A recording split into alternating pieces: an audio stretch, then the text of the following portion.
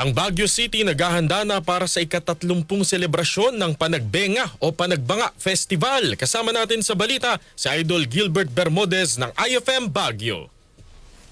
Naghahanda na ang lokal na pamahalaan ng Baguio City katuwang iba't ibang ahensya para sa nalalapit na ika-30 selebrasyon ng Panagbanga Festival na inulunsad noong Lunes, Enero 12, 2026. Ayon kay Baguio City Mayor Benjamin Magalong, may pagbabagong isinagawa sa security and safety plan para sa darating na Panagbanga Festival. Kabilang dito ang pag-deploy ng mga drone na konektado sa command center ng lungsod, pagdaragdag ng mga personnel bunsod ng magandang review mula sa mga turistang nanood ng Grand Float Parade noong nakaraang taon, at ang pagpapatupad ng 3-layered security and safety scheme sa buong lungsod. Inaasahan din ang presensya ng mga kabataong voluntaryo gaya ng Girl Scouts at Boy Scouts na tutulong sa naturang parada. Patuloy naman ang koordinasyon ng Baguio LGU sa Baguio City Police Office at Traffic Enforcement Unit para sa kaligtasan ng publiko at sa maayos na daloy ng trapiko sa mga darating na parada. Samantala, inilabas na ng lungsod ang calendar of activities ng Panagbanga Festival at inaasahan ang pagdagsa ng mga turista upang tunghayan ang naturang bista. Kasama mo mula dito sa 103.9